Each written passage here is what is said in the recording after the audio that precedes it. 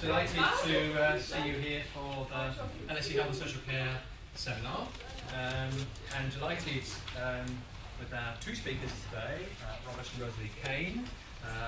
Having grown up in my research career under Blevin and heard Bob and Rosaline Kane being mentioned probably every week for the first many years of my research career, I'm delighted that I have an opportunity to meet them and hear them now. So I think Bob's going to start and then Rosalie is going to continue. There'll be a chance for questions afterwards. They're both from the University of Minnesota, very well known in long-term care area, gerontology area, hundreds, over 700 papers between them, I mean enormous output, lots of books, lots and lots of things. So delighted they're here and very keen to hear what they have to say about long-term care, rethinking. Lovely, thank you so much. It's very good to see some old friends and see such a bevy of people who are interested in this topic.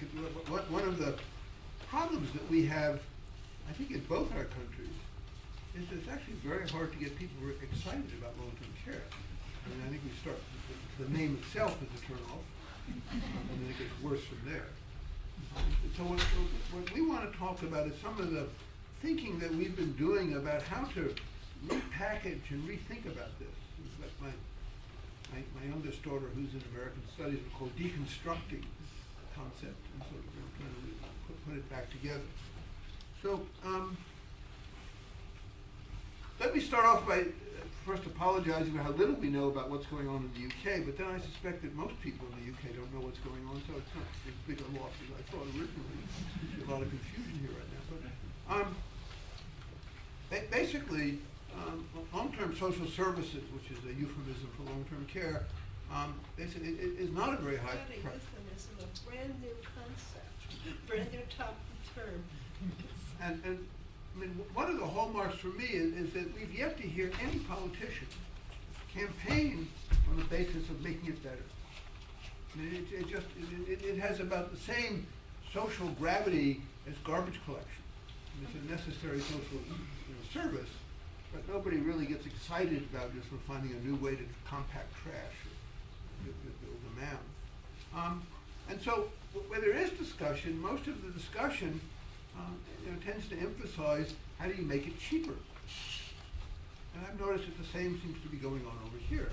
Now, what's interesting is that we find ourselves in the position of arguing over the price of something we don't want in the first place. It seems a little bit backwards.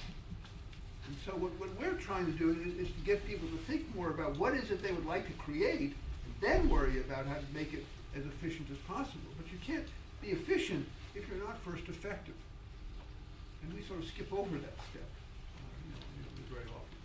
And doing some quick reading in the UK, we find that again financing seems to take top billing, but there is, I think, a commitment at least to personalization as an important building block for social services in this country.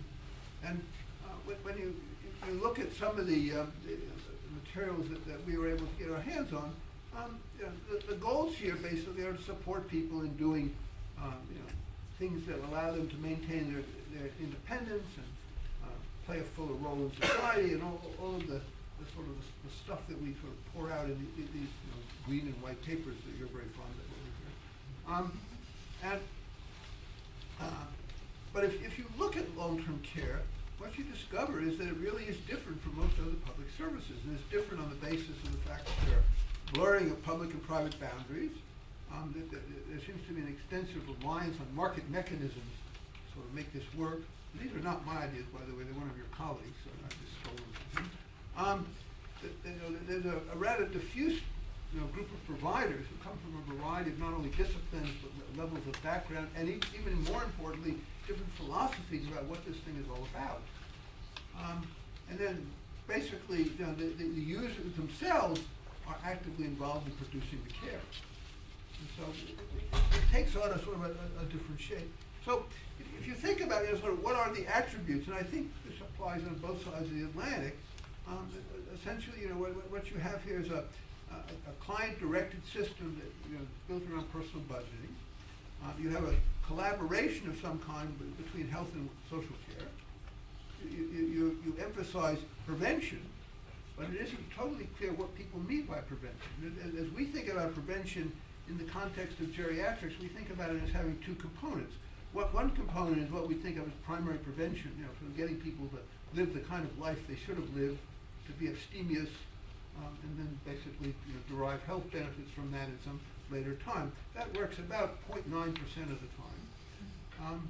And then the other kind of prevention that's more relevant, for me at least, in an era of chronic disease, is the management of chronic disease in order to prevent catastrophes. And it's the catastrophe, the medical catastrophe that puts somebody into the A&E department, that then puts them into the hospital, that then changes the rest of their lives, that basically starts them down this track to dependent long-term care. And that's where prevention, I think, plays the biggest role. And then you've been doing a lot in terms of shifting resources from the hospital to the community, albeit on a very tight time frame. So the idea is that somehow some kind of mystical transubstantiation occurs as you move this money across, and suddenly there's a whole new birth of a new form of care, which seems incredibly naive until you realize it was politically generated and that it all makes sense. So, what are the factors then that we need to think about with regard to looking at this? Well, the obvious one is that the population of older people is growing rather rapidly, and there are great concerns on both sides about how we're going to pay for all this and how we're going to meet those kinds of needs. There's a growing distaste for institutions. There's a huge, fascinating opportunity to take advantage of new technologies that are being developed. Some of them are good technologies, like information technology, but some of them are very expensive technologies. And certainly in our country, age has ceased being a barrier to access to technologies. And so we are expending a great deal of money on what is often futile care in terms of providing this care because the technology is there and there's a great propensity to use it. And then there's a huge pressure, certainly on our side and to some degree on your side, to do what we call bundling, what you call integrative care, to begin to try and find ways to get services put together. And I think that the underlying thinking is probably pretty similar. In our country, bundling is seen as a way of combining payments in order to force efficiencies and to get organizations that never cooperated before to suddenly cooperate. This has about as much effect as John Kerry going around the country brokering peace in the Middle East. We do it anyway. So we start out in our country, long-term care policy has evolved out of what we call nursing homes, what you would call a care center. And if you think about, what a care center really represents, it is obviously first and foremost an edifice. We've broadened these now to provide on a single location multiple services, so it has a campus kind of approach where you may find different levels of care being packaged within a single institution. To some extent, it serves as a coordination point where at least the health and social programs meet, not always necessarily thinking in parallel. And in many cases, it's actually owned by a single corporation, so that there's some joint management of these kinds of activities. The nature of the clients that are served in this system is actually quite heterogeneous, and this is part of the problem, certainly in our country. Within a nursing home, you can find people who are there primarily because they're physically dependent, or primarily because they're cognitively dependent, or in some cases because they have both kinds of dependencies. But you can also find people who are there because they're really there for relatively short treatment in some form of rehabilitation. And one of the things that we have in our country that I think you have to some extent, but not as much here, is a blurring of the line between long-term care and short-term care. In our country right now, about half the people entering a nursing home at any point are actually there for short stay care. And so you've got an institution which is really designed to fulfill two very different kinds of functions. And as is usually the case, one of my favorite metaphors is the Swiss Army knife. You're familiar with the Swiss Army knife, which has all these blades to do all sorts of tasks, and none of them work. I remember my favorite one is at one point they designed the Swiss Army knife that had a fork at one end and a knife at the other end. If you wanted to cut your meat, you'd have to kayak through it.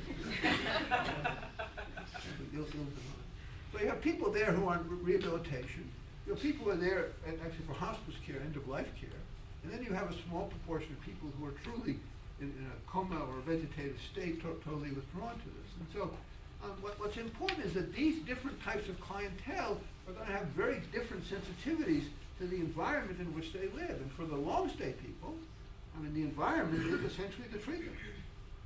I mean, this is where they're going to spend now the rest of their lives, and sort of how we begin to adjust that. And their expectations are quite different, for example, than the people who are there short-stay rehabilitation clients.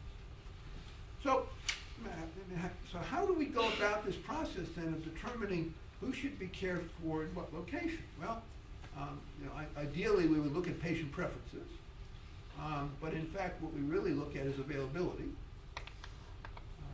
That becomes, certainly for the people being admitted in a fairly emergency situation, openings and availability trump everything else in terms of the way it goes.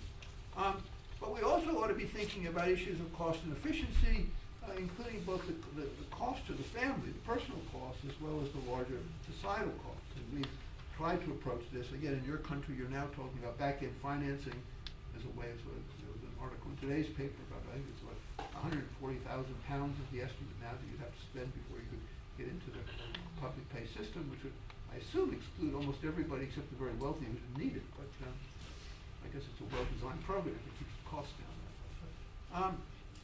But the societal costs of long-term care are really quite enormous, and a lot of those are borne by the carers, the informal carers, who disrupt their lives and change all sorts of things along the way.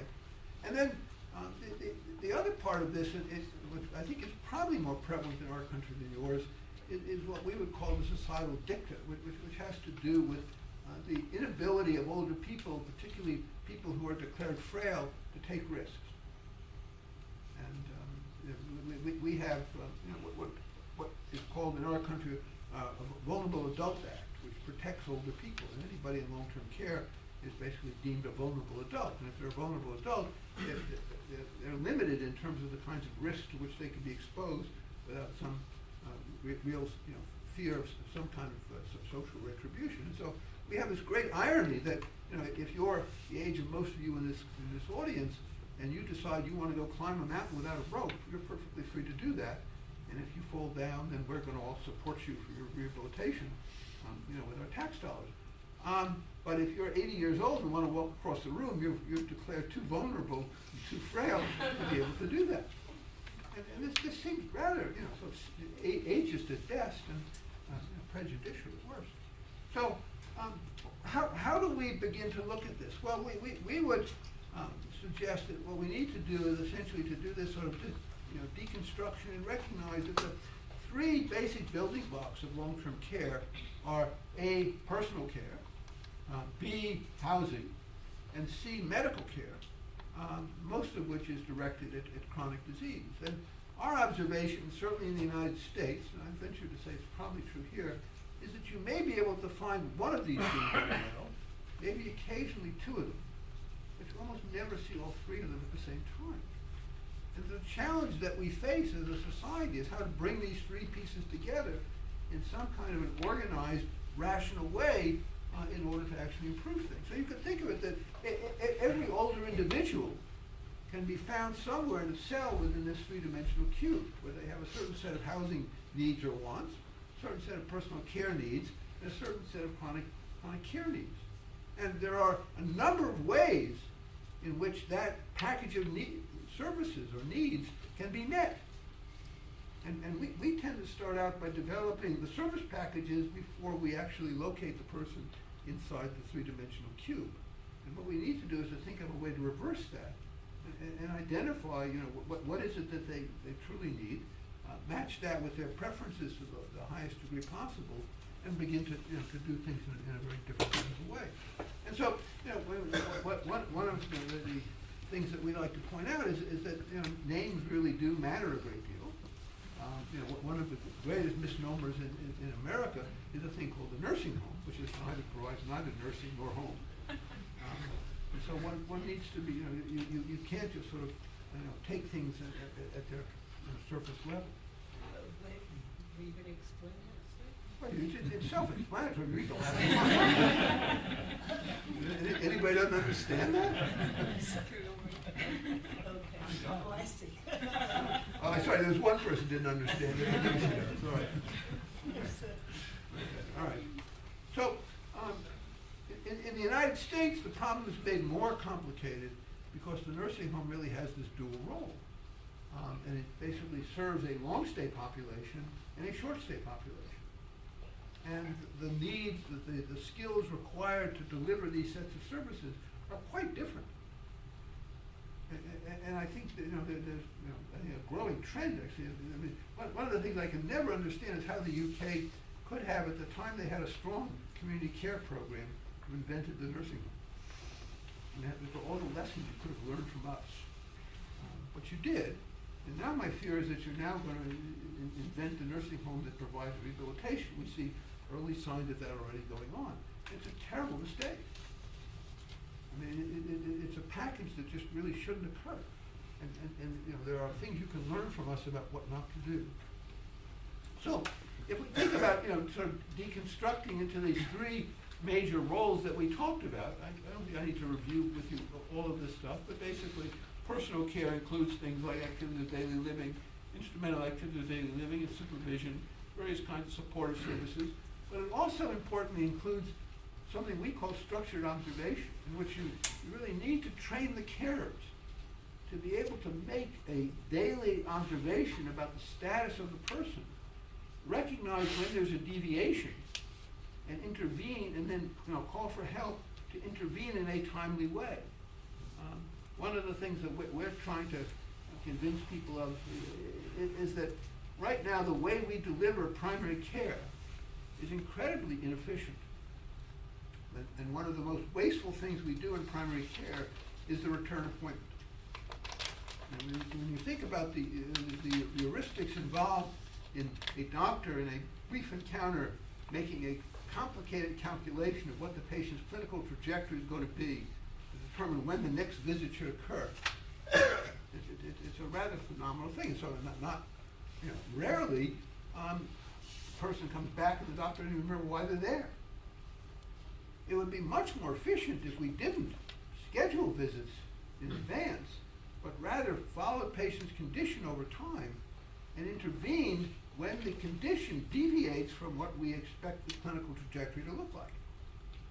And I suspect if we did that, we could harness a great deal of money out of the system, reinvest it in doing more effective kinds of care to really manage people and then prevent these catastrophes that are going on. Now, in addition, there are characteristics of personal care that become terribly important. Certainly, if it's home care, it has to be reliable. If people don't show up, then the rest is pretty much unimportant. But there also has to be a high level of respect for the client, and the care has to be personalized. The client has to have the sense that their particular preferences are actually being respected and heard. Housing, basically, most older people want to stay in their own homes, but at a certain point, it's not realistic for people to stay in their own homes. And when travel time becomes excessive to bring care to them, then in fact one needs to think about, how do you begin to do this? But it's perfectly possible to allow people to live at various levels of affluence in some level of congregation, where you can reduce the travel time but allow people to live in autonomous units in order to begin to achieve some level of economy there. And then healthcare basically is largely chronic disease management, the most important part of which I would suggest is proactive primary care that we just described. But also we need to recognize there's a role for specialty care and nursing.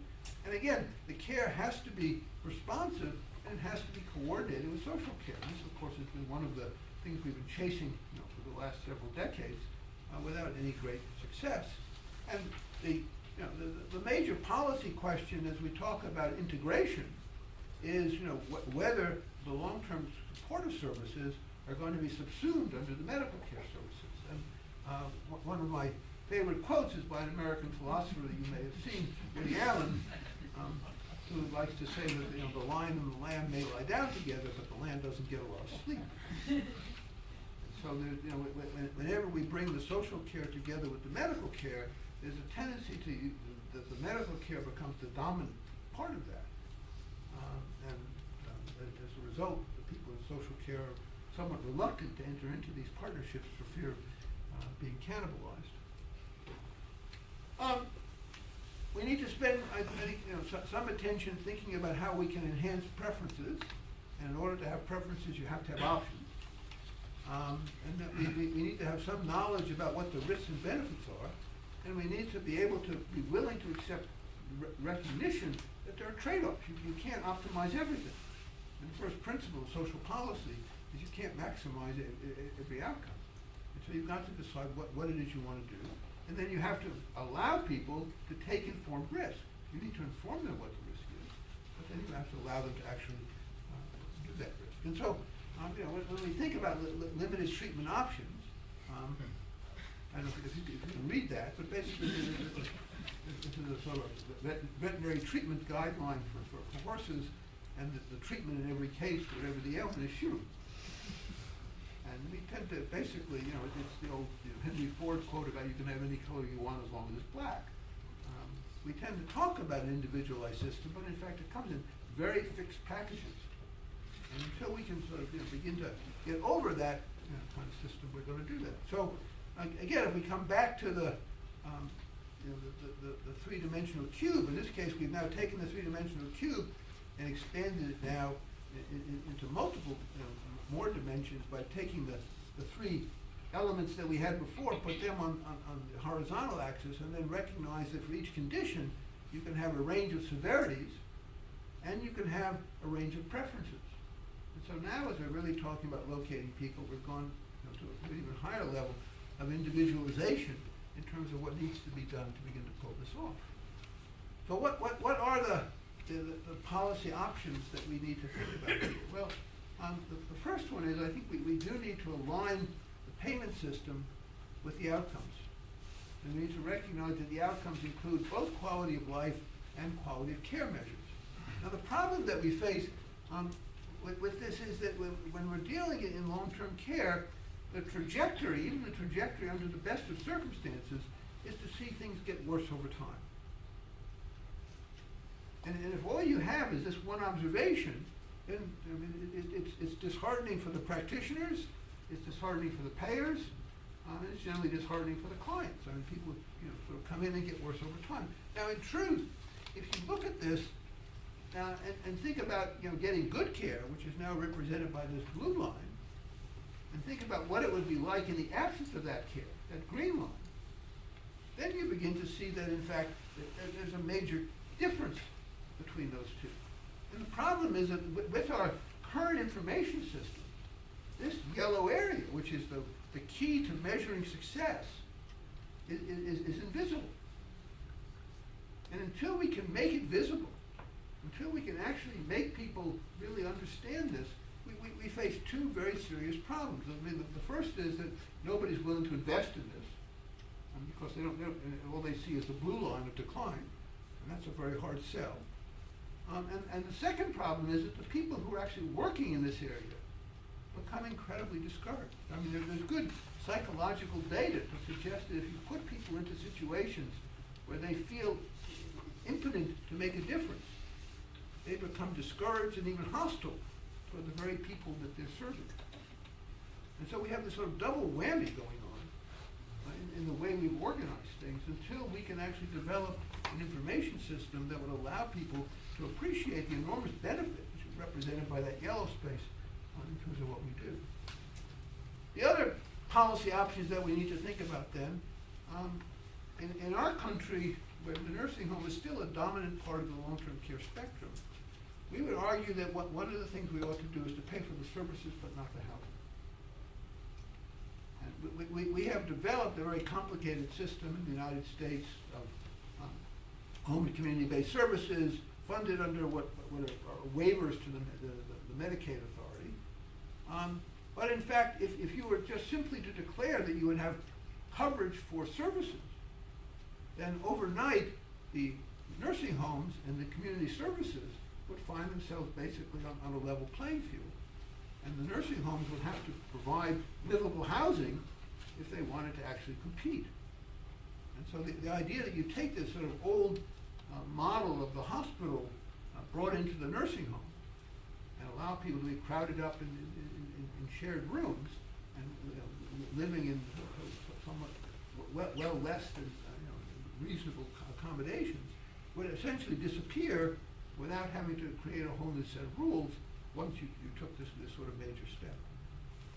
At the same time, we need to develop regulatory reform because in our country, nursing homes are very heavily regulated and community care is not. And while we probably need to do less in the nursing homes, we need to do more in the community, certainly in terms of providing good information about at least what the outcomes of care are like. And we're just starting to do some of those things in Minnesota now to begin to do that. And then finally, I think the other policy option has to do with separating the long-term care from the post-acute care, or in your case, stop it from happening. And it's just getting started and sort of moving in that way. So I'm going to stop there and turn it over to Rosaline. She's going to talk about some of her areas of interest.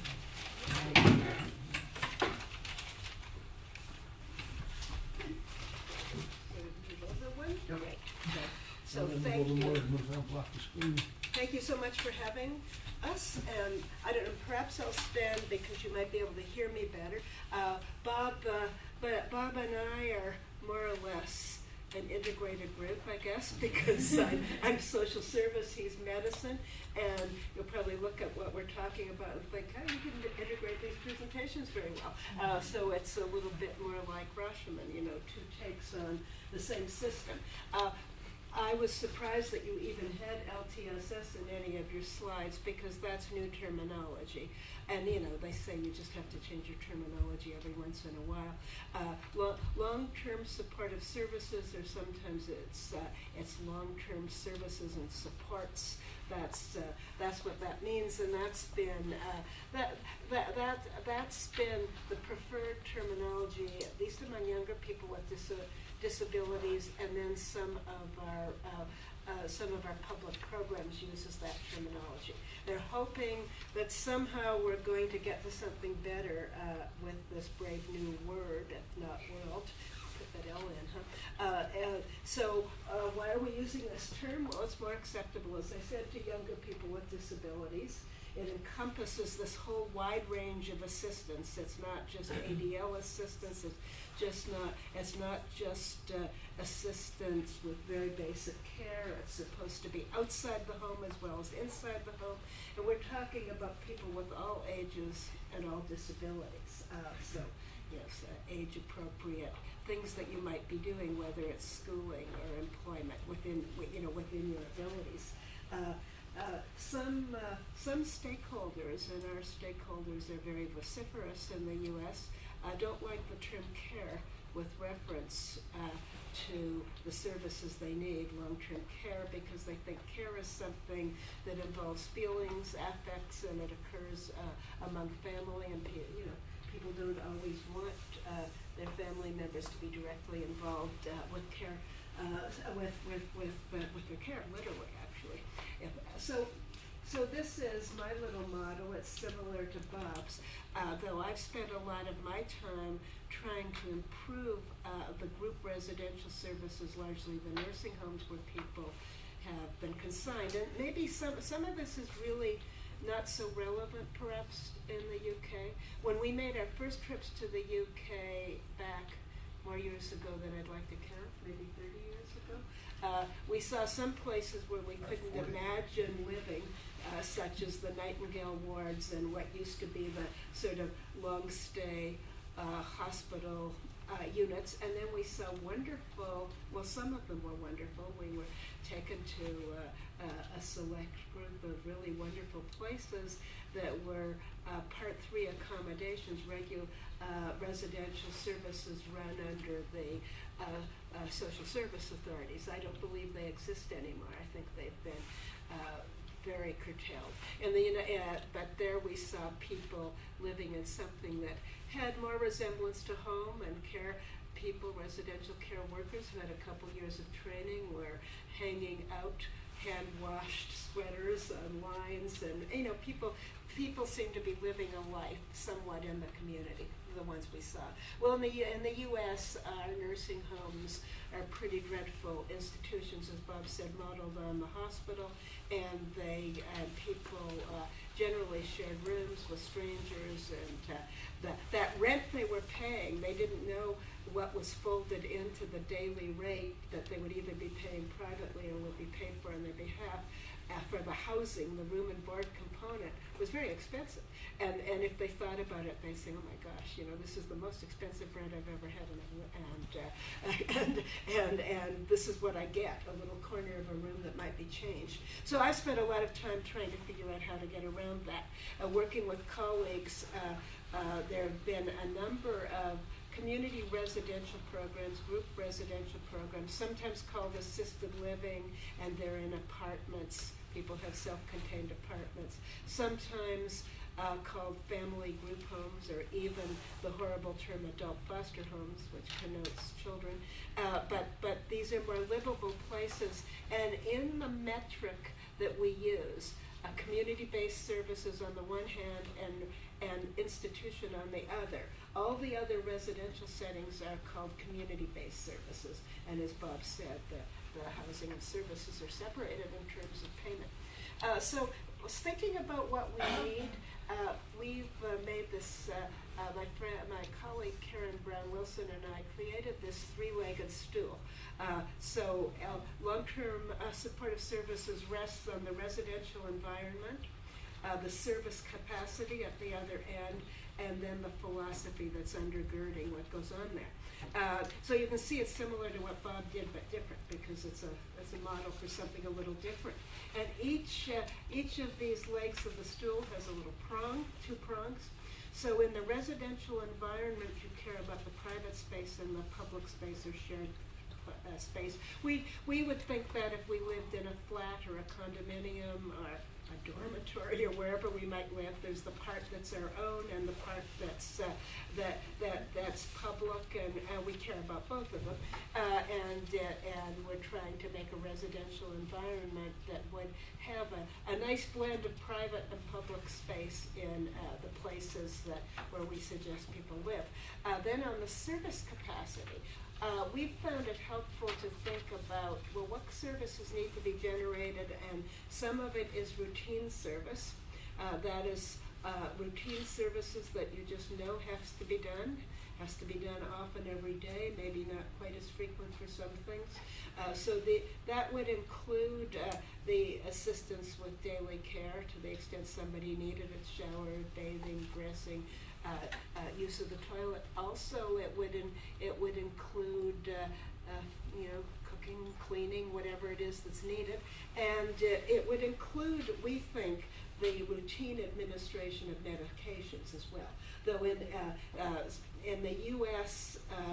We have some rather elaborate barriers to non-nurses handing out a medication. Do you have that as well? Okay, so I didn't know that.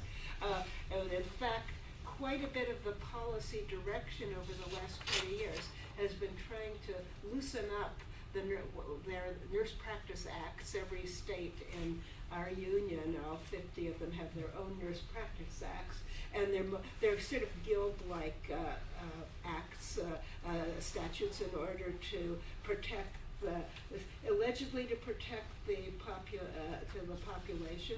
And nurses worry about getting sued if they do the wrong thing under their license, but also to protect the area of practice that nurses want.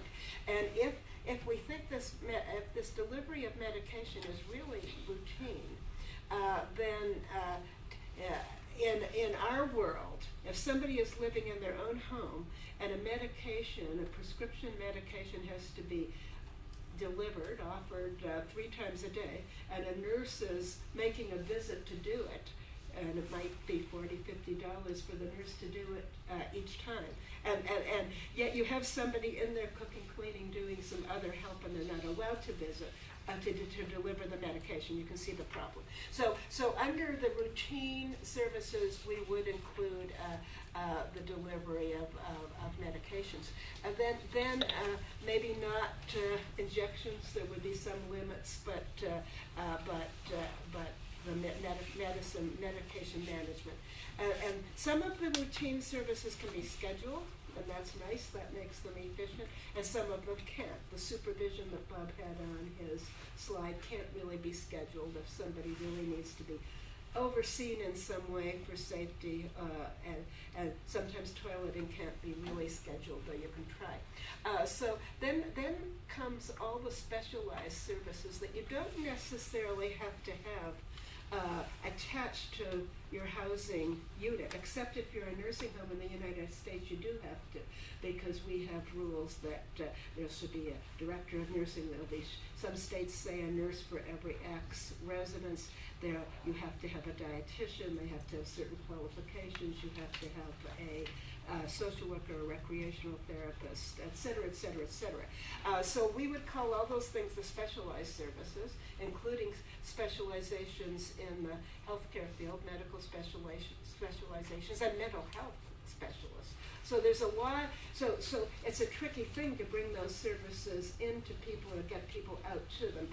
And then the big thing in the middle is the consumer. We struggle for the right noun. These days we seem to say consumer rather than patient. Though clearly if you are in a hospital, I think most people prefer the term patient.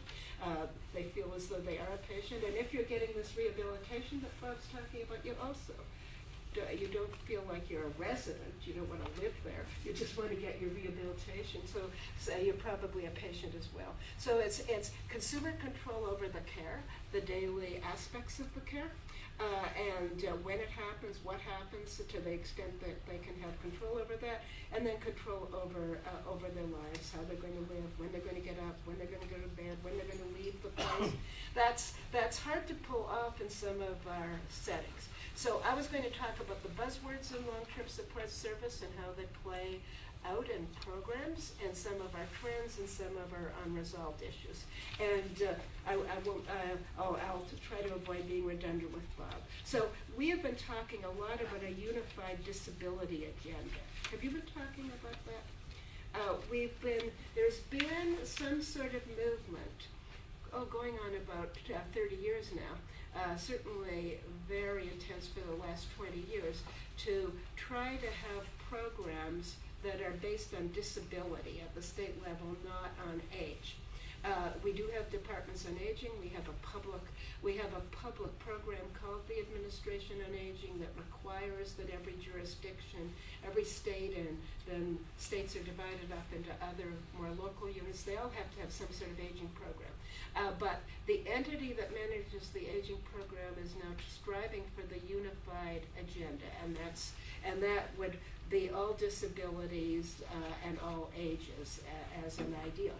Consumer-directed services is another buzzword, and personal attendant models of care as opposed to nursing models or agency models. Culture change, we're striving for something called culture change, and that's been discussed a great deal in the US, and probably some of that rhetoric has been exported with all its vagueness, because after all, culture change towards what?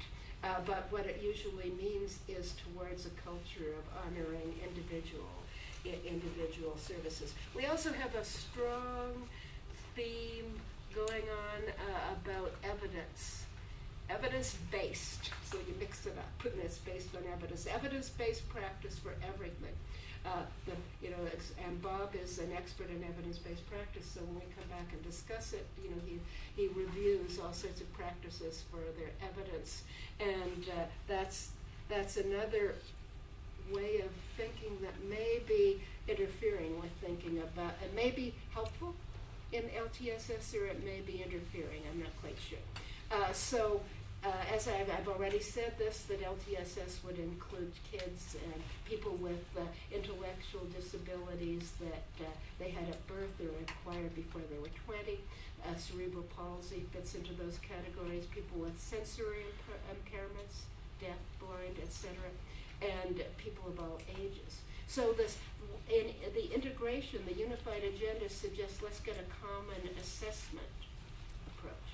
Let's get a common way of allocating services based on assessment. You can obviously see the pitfalls. you're going to assess a 5-year-old kid who has some learning disabilities with the very same tools and items and questions as an 80-year-old person who is becoming frail. It's obviously can't be exactly the same, but there have been some strong efforts to have the same domains, the same general approaches, and the same kinds of structures for allocating services. The Americans with Disability Act, which came in 1991, and a bunch of court decisions related to that have also assisted with that. The advantages of this unified agenda is a broader base for advocacy, everybody cheering for the same thing. That's in theory at least, and that does work, except that we have historically had special entitlements for various disabilities such as blindness and deafness. People usually want both their own earmark and the other, the common base too. But it is good. This does give so they keep their advocacy for the blind or for people with Parkinson's disease or whatever it is, and try to work on in the cross disability world.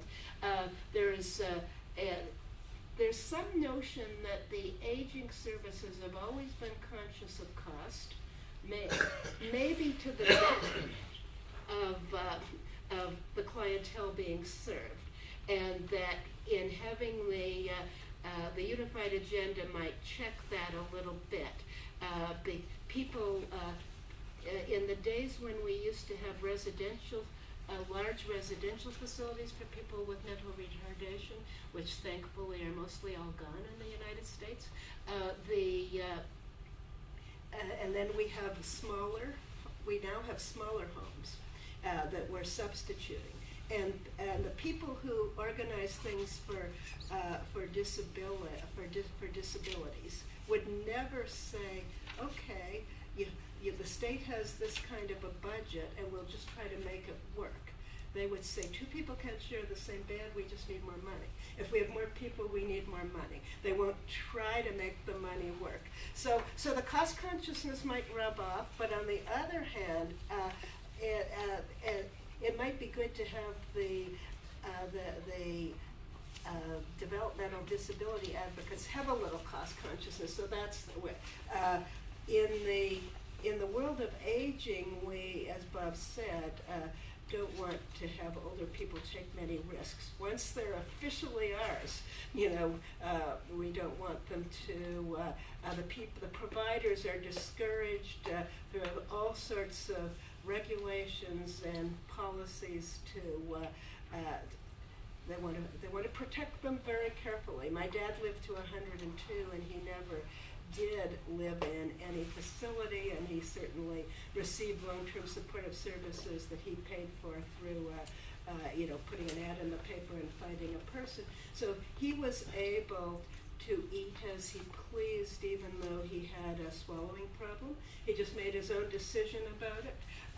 He knew that occasionally, and it got to be as frequently as a couple times a month, he would have uncomfortable problems with choking, and he would just endure the incidents because he didn't want his food to be mashed up and his liquids to be thickened.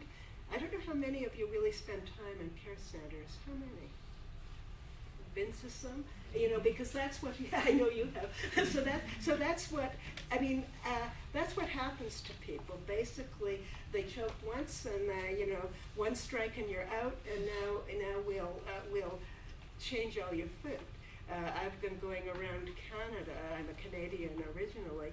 At least a few years ago, I went around Canada because they had safety councils, and they were talking about safety in all their places. They were really encouraging it, and I was trying to get them to loosen up a bit. And I would say, have you ever tried to thicken? My father's favorite drink was rye and water. Thickening it up wouldn't be too appealing. So this table just suggests, that the goals are different, the outcomes you're looking for, family roles, and so on. There's 2 different paradigms. In the aging services, the notion is to meet unmet need, to monitor health. And the disability service, the idea is to compensate for disabilities. And so you can see that meaningful participation in your life cycle activities is a goal for the on the disability side, and we know the outcomes on the aging side, functional abilities and so on. The case management was built into all our aging programs, so this is now the PSSR, a U connection. Case management, some kind of coordination, and we still think it's a pretty decent idea in some cases, but case management has become anathema to disability groups. They don't want it. These programs under our Medicaid waivers that Bob talked about are for low-income people with different kinds of disabilities. So we've had separate streams at first for developmental disability, and they just rejected case management entirely. Substituting notions like circles of support, where if you have enough people who really care about this person, they'll sort of intuit what they need and then fight for it. There is a big advocacy component to case management, but in the aging side, there's been a big component of resource allocation and being efficient. Home care is in-home care services in the aging world, and in the disability world, it's also assistance to get you out if you need escort. So it is different. The biggest crime you can have in the annals of being a consumer of home health services is not to be at home when in the United States anyway, not to be at home when the help has come. It's a big no-no, because you're supposed to be homebound as your entitlement for it. So it is a different mindset. So how it's played out is the Administration on Aging and two other disability organizations, one for younger people with physical disabilities such as spinal cord injuries, and to some extent degenerative disabilities like multiple sclerosis and so on. The latter less so because they don't identify as having disabilities, but younger people with various kinds of traumatic disability, and then people with developmental disabilities such as cerebral palsy and other such disabilities. Those three agencies all came together for a new agency that's called the Agency for Community Living. I apologize, the acronym is backwards. It's ACO, Agency for Community Living. And in the various states, they found creative names. They first moved from the departments or divisions, depending on what level they fit into state government. They would be the departments of aging. Then they became the departments of aging and disability. Now it's not unusual to see the Department of Community Living. And similar such names that connote something different. All this new language is supposed to suggest new approaches. Obviously, we have some uneasy working relationships. And the question is, how is this going to work for aging services, where the time trajectory, the notion is that people want to manage their own lives, they want to manage their own care, and if they don't, well, they'll have an agent, a trusted agent, if they can't, such as a parent who will manage it. We have a shorter time trajectory with older people. Obviously, not everybody does want to run a little employment agency and have multiple people coming in and out and try to manage the tax consequences. Somehow we're very keen in Health and Human Services that if people are hiring people in their homes and they're using public money, all the employment expectations have to be maintained, but whereas in the private sector, of course, people hire anybody to do the cooking, cleaning, gardening, and don't worry too much about that. So the question is whether older people want to learn to do that. And then, of course, some older people are sick, at least some of the time. Some younger people with disabilities are sick too, a lot of the time, but most are sick not much. So it's a different set of circumstances. In terms of consumer-directed services, the notion is they should be, the consumer controls the type and timing of help and hires and fires, and that's hiring and firing got to be a little too draconian, so they started using words like choose and dismiss. The notion that these workers could be working for an organization and you could say, I'd like a different person. Of course, this gets a little tricky if the people aren't available. And then there's the question about who can properly direct services for somebody who can't direct it themselves, and when are there competing interests among family members. And so there's been a lot of discussion about that. Relatives, I think you've been allowing family members to be paid, in fact even encouraging it, for community care for quite some time, haven't you? I know I have a British relative whose mother is benefiting and whose sister is failing to benefit from that. So, yeah, and I'm just about done. In fact, I can stop at just about any time. What I wanted to say that in the residential services, we've not been able to get very much consumer control, largely because the powers that be think that some kind of management is built right into the service structure. They're paying for it twice. And so that's been a problem. There's also a problem about efficiency in those programs. I've been promoting, and quite a few people have been promoting something called a negotiated risk agreement for quite some time. The notion that you could have explicit planning in disputed situations, and you would look at the risks would be enumerated, and then it would be explained to people. They would understand those risks. They would make their own choices. They'd sign off on it. Now, I mean, there's two issues with this. It's kind of a dubious legal mechanism, but it does concentrate the mind. The other problem, and you have these things written down, they can guide what you do. It does make it apparent very quickly how little we understand the risks. I mean, we might go to people's houses and say, oh my gosh, they're at risk of falling. But what does that really mean? How likely are they to fall? How likely is there to be a severe kind of injury from the fall? And what are the risks associated with going to a nursing home? In our case, there are many. There are health, and they're also not only health consequences but psychological and social. All I was going to say about the evidence-based care is that in LTSS, the thing that makes me very nervous is somebody will want to study and compare a nursing home to another kind of dwelling situation. I think it's quite inappropriate, and we've reviewed some of the studies that have tried to do that, and usually about the only measure they have anyway, because it's available to take to the bank, is functional abilities.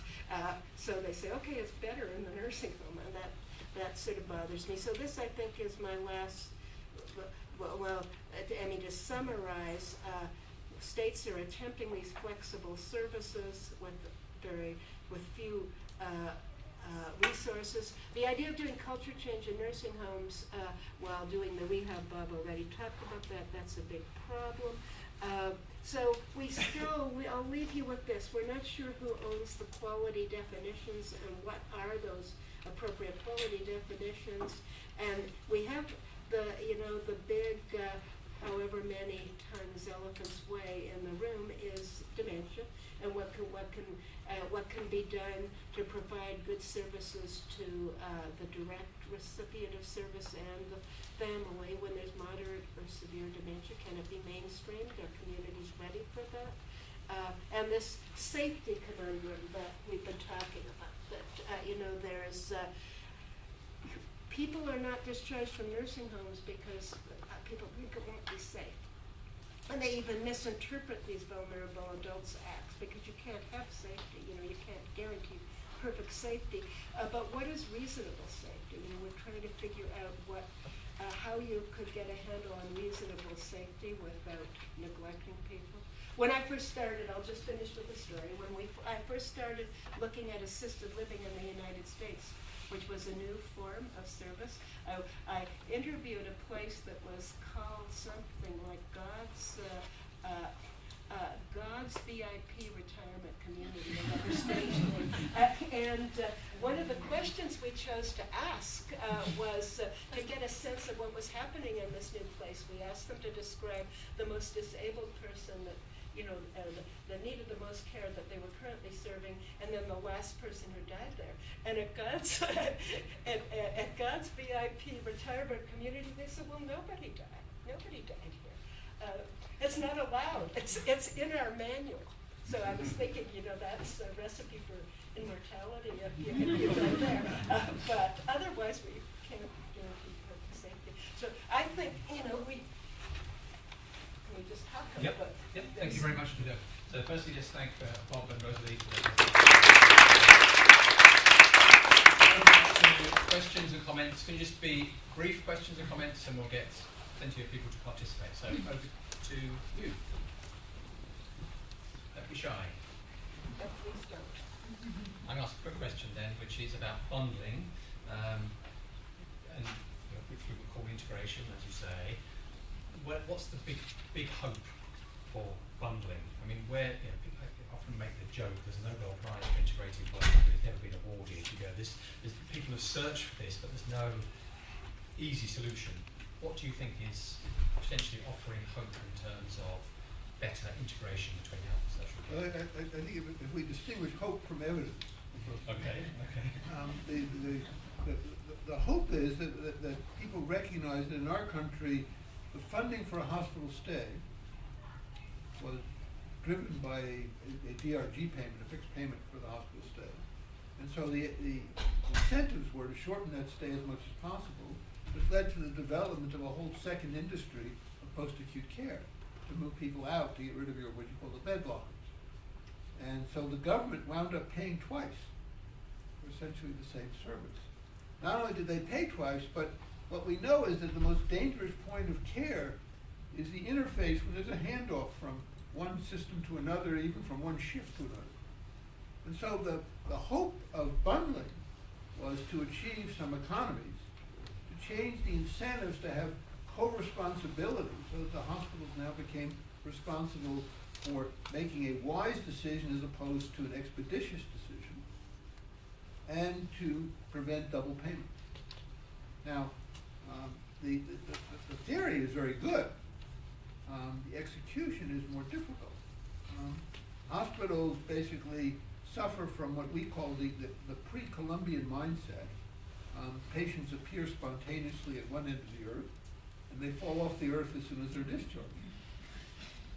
And so, there's a need to broaden the hospital's world vision to recognize that, in fact, these kinds of investments are worthwhile. Like the lion and the lamb, though. Some of us didn't think the money should have been given to the hospital that already had most of the money, but maybe the budget should be held somewhere else and be bundled that way. Robert, I think you should mention something about the other financial incentives, not exactly bundling, but shared risk Well, they have, in an effort to try and address this, one direction was bundling, another was that they now introduced hospital payments that are reviewed on the basis of 30-day readmissions. And so there's an increased incentive for the hospitals to basically do something to reduce this kind of care. And they've also begun to pay a modest sum for what's called transitional care, which is managing this period between the hospital discharge and the next handoff to a care system. So they're doing it in different ways, but the same goal. Okay. Other questions or comments? My name's Adam Oliver. I'm from the LSE. I'm speaking from a position of almost complete ignorance in this area, so apologies. We call that objectivity. Thanks, I'll use it all. So it seems as though a lot of the emphasis of what you're saying, and from what I can gather, this is the case in the UK as well, is around trying to encourage people to take more personal responsibility for sort of personal budgets and those sorts of things, and to try to plan expenditures, whether it be public or their own expenditures, around the provision of essential care that they need in the future. So I'm kind of interested in economic irrationalities in human behaviour. One of the big economic irrationalities, it seems, is this thing called present bias. And in human sort of decision making, people place an enormous emphasis on the present moment and very heavily overlook So you figure that's why people aren't saving. Except. so that's what I yeah. was going to say. Is this seems to be an area that's particularly present bias potentially. I think there are two components to this that we need to separate out. First, I mean, one is that there's a big pressure as people do the math to try and reduce social expenditures. And one of the ways of doing that is to encourage people to take various steps, including buying private insurance to cover long-term care. This has not succeeded very well, partly because of your present buy theory, partly because it makes no sense. I mean, you're buying something 25 years in the future in a world you can't even begin to imagine what it's going to be like. It's be a crazy investment to make, particularly since the way the insurance works is it's what we call term insurance. You don't recoup it back if you stop. So it's actually rationally not a bad decision not to buy this private insurance. Pretty well every state, I'm sorry, go ahead. The second part, though. Doesn't that apply to all insurance? Well, I mean, life insurance, at least you have a pretty good idea that at some point you're going to use it. That's Or actually, you won't use it, but your heirs will. Somebody will use it. And automobile insurance and health insurance, I mean, all of those have fairly high near-term risks involved. Long-term care is very different because you know epidemiologically that, if you're 40 years old, I mean, you're looking at probably 35 to 40 years before you're even in the risk zone to use it. So it's a different kind of a calculation that goes on there. The other way in which your question, though, is the idea of trying to, essentially do a deal with older people or families to essentially take more direct responsibility for the care by cashing out the benefit. And this obviously was most developed in Germany, where they discounted about 60%, and you got about 60 cents on the dollar, or whatever the unit is on the Deutschmark. But anyway, in terms of what you got, and the idea was that A, you got more flexibility, and B, you could buy it without going through all of the expensive agencies that need to be done. Now, I will just tell you, without going into a long story, that when I got involved in managing my mother's care, my mother was a private pay patient, so we didn't have the Medicaid rules didn't apply, and she had what I consider to be one of the country's best case managers, namely me. We couldn't find the services we wanted.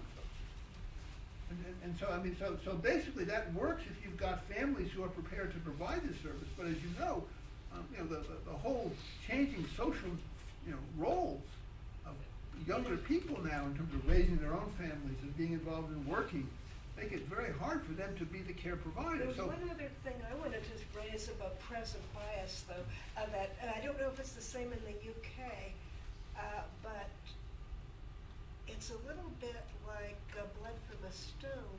We don't have we might deplore that our populations aren't saving the way they used to.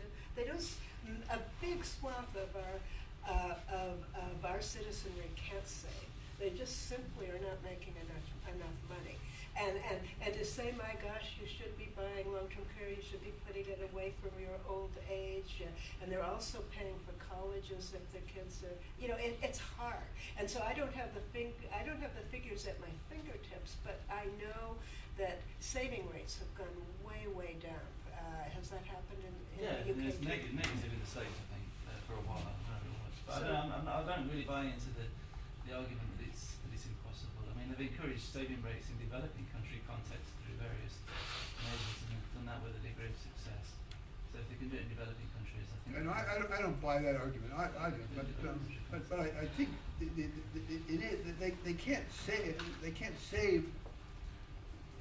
In America, it's not part of their social construct. Well, yeah, and so buying insurance for long-term care is way down on their priority list. And then there's and that's been a very hard another favorite idea is doing something about your house, because older people are overhoused, and reverse mortgages is a favorite notion that scares most older people to toy with it. We pretty well every state, including ours, have had these commissions to try to help figure out how to get more money. And the two solutions are long-term care insurance and and reverse mortgages. Is there anything else that I think about? Sometimes I think about public-private partnerships. We'll pay the first X, and then all your Medicaid services will be free, except the Medicaid No, services aren't all. Well, yeah, there are some plans like that going on, but are being rooted about. I don't think they're going to work very well. But Medicaid's, you would then be eligible for Medicaid without becoming a pauper, which is what our, which putting it brutally, that's what our Medicaid requires. You're left with a few $1,000 and a burial plot and your house if you have a spouse, but it is a humiliating kind of process. So if you are willing to pay something up front and you buy some kind of insurance, that the notion is then you could be eligible for the public services, whether they're the ones you want or not isn't clear, without going through that process of It's a dollar for dollar trade-off on asset retention, basically. Got time for I think one more quick question and a quick answer, and we'll have to finish. So, Walter. Thank you. Brian Eagle Smith used to always say that one of the problems of trying to bring social services together with medical services was the medical encounter is between 5 and 10 minutes, whereas the social services encounter is an hour.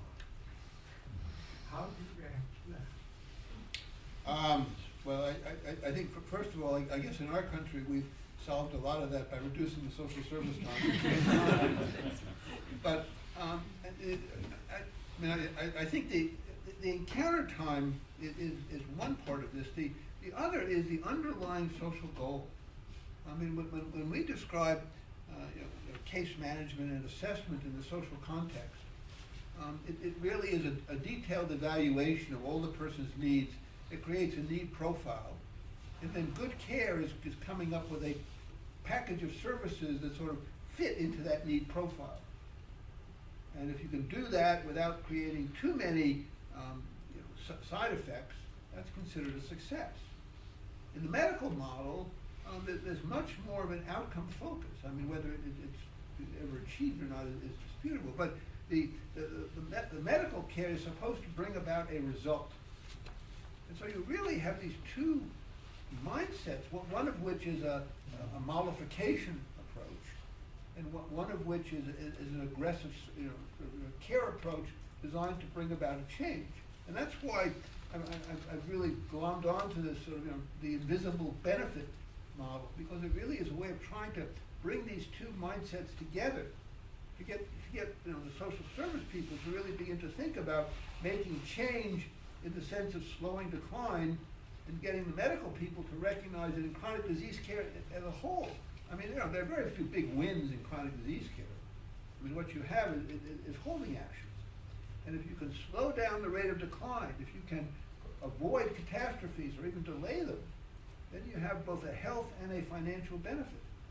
And I think what we need to do is to find some currency in which we can express the benefits of this care that resonates with the policymakers who are obviously fixated on the cost of care.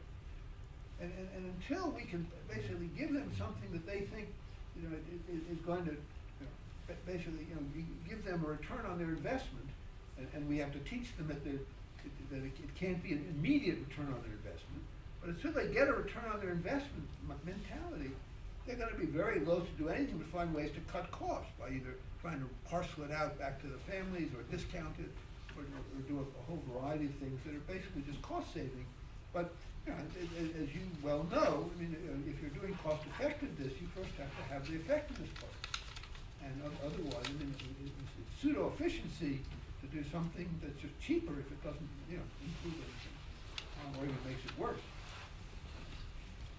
You're sort of bullish on nurses as part of the encounter, aren't you? Well,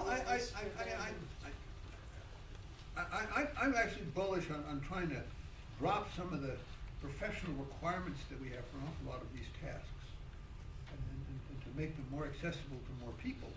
I think nurses can certainly displace a great deal of what doctors do. If you're talking about chronic disease management, I think nurse practitioners or people like that have a very, very real role to play. But the nurses have to be willing to give up a whole bunch of stuff too and let other people do a lot of the things that they do. In that delegation of And medications. they're very process. conservative in the United States.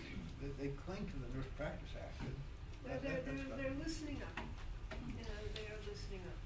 Okay, sorry, we have to bring this to a close. Just want to thank you both very much indeed. We've got a little Oh, gift. yeah. Actually, a very well branded gift. Ah.